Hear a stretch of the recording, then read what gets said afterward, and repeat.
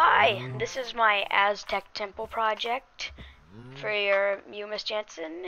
Probably watching this right now, and I'm probably talking to you. So, myself in the future, say hello to Miss Jansen right now. So yeah, this temple took me a while to build. It is 80 by 80 blocks wide, which is an extreme amount of blocks to build something as. It's pretty big, you can see. Has a sacrifice table in there. You'll see that later on in the video.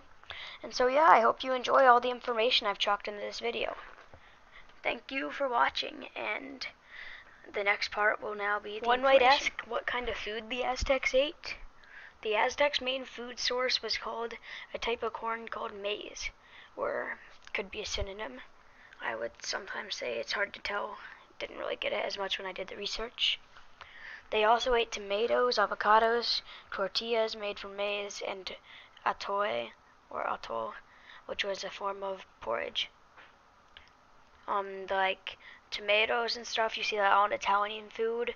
So all of this stuff in Italian food, none of it would exist without the discovering of the Aztec Empire in South America. Tamales that were prepared from steamed maize that was stuffed with vegetables, they'd eat that. Or meat was also eaten. In the Aztec culture, chocolate was for warriors and the nobility. When cocoa or cocoa was combined with ground maize, it made a drink that was said to help with strength and was used in religious ceremonies. So yeah, you can see a lot of deep stuff going in with food there. The language the Aztecs spoke was called Nahuatl, hard to pronounce. The Aztecs used pictures, which they used as an alphabet. They had hundreds of symbols to use in their writing. Nouns were easy to draw. They drew a cat like a cat, and a fish as a fish, and so on and so forth. They used the symbols to write down stories and keep records of what had been happening at the time. Writing was an art which was specialized and difficult to learn. Scribes learned a lot of extra information that wasn't recorded because the pictograms were only a clue to the full meaning of the written records. Aztec picture writing was usually conducted by priests or scribes. No one else could read the pictures.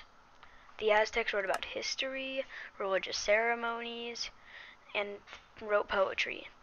The scribes first outlined with charcoal, then the pictures were painted with vegetables, minerals, insects, and shells, which accounted for the bright colors. Who are the Aztecs, you might ask? The Aztecs were the Native American people who dominated northern Mexico at the time of the Spanish conquest in the early 16th century. A nomadic culture, the Aztecs eventually settled on several small islands in Lake Texcoco, where in 1325 they founded the town of Tenochtitlan, modern-day Mexico City. That's where Cortez and the Spanish built Mexico City on top of. They basically got rid of everything that was there in Tenochtitlan and made it into their own city. Fearless warriors and pragmatic builders, the Aztecs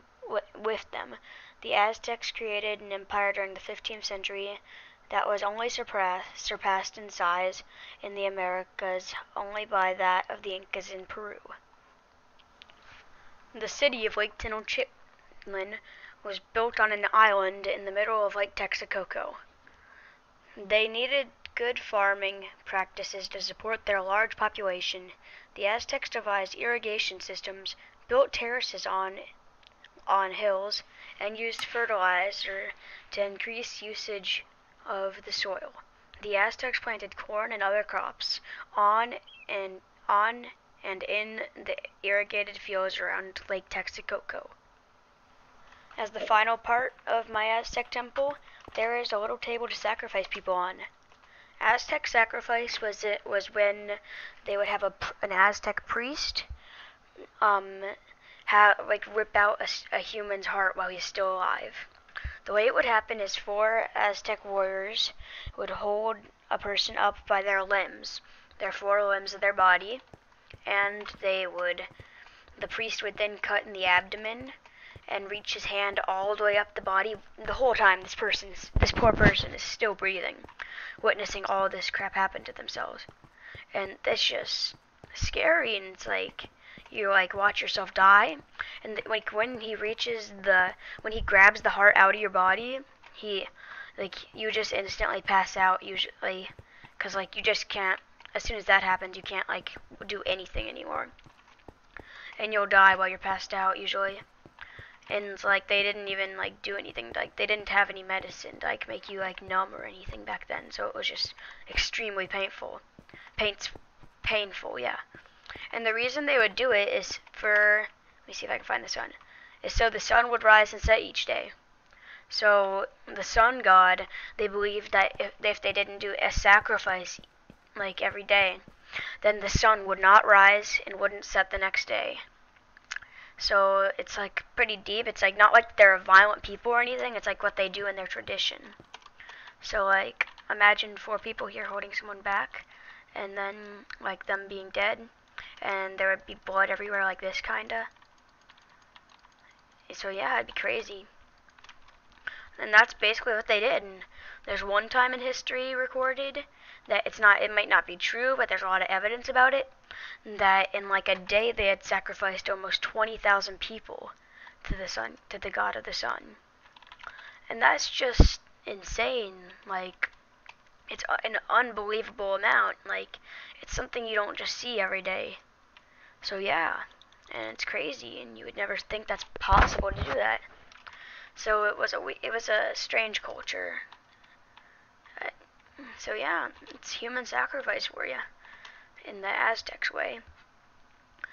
It's much less, and they'd sacrifice like slaves and people from other tribes, or sometimes people would volunteer because they think they'd have a better chance in the afterlife than people who didn't volunteer. Yeah, so that's human sacrifice for you. One thing I didn't write a book for, so I'm just presenting it in this part.